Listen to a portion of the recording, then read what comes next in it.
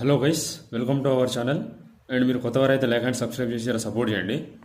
ఇక మ్యాటర్లోకి పోతే, జస్ట్ ఒక 1-2 డేస్ బ్యాక్ పాకిస్తాన్లోని ఒక ట్రైను తన యొక్క మిలిటరీ క్యాండిడేట్స్ను ట్రావెల్ చేసుకుంటూ పోతున్నది. ఈ తరుణంలో ఏమైందంటే, బలూచిస్తాన్కి చెందిన కొంతమంది ఉగ్రవాదులు, ఐ మీన్ బలూచిస్తాన్ కోసం పోరాడే పీపుల్స్, వాళ్ళు ఏం చేసిందంటే ఒక కార్తోని ఆ ట్రైన్ను అటాక్ చేసిండు. ఆ కార్ ఏంటిదంటే సూసైడల్ బాంబ్ లాంటిది అన్నట్టు. ఆ కారు ఎప్పుడైతే అటాక్ చేసిందో ఆ ట్రైన్ని, ఆ ట్రైన్కున్న ఒక 2-3 బోగీలు కంప్లీట్గా దగ్ధమైపోయినాయి. అంటే కంప్లీట్గా మాడి మష అయిపోయినాయి. అందులో ట్రావెల్ చేస్తున్న ఒక దగ్గర దగ్గర ఒక 43 మెంబర్స్ కంప్లీట్గా చనిపోవడం జరిగింది. అండ్ వారితో పాటు కొంతమంది ఇంజూర్డ్ అవ్వడం కూడా జరిగింది.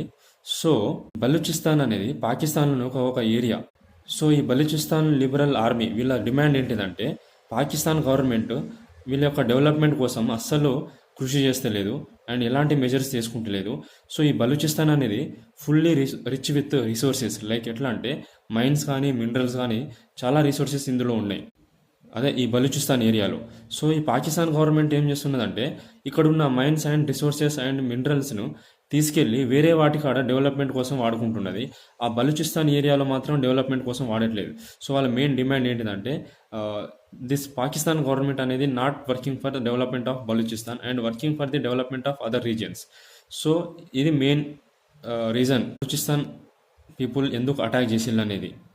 అండ్ ఈ బలూచిస్తాన్ పీపుల్ కంటిన్యూస్గా ఫైట్ చేస్తూ ఉన్నారు గత కొన్ని సంవత్సరాల నుంచి.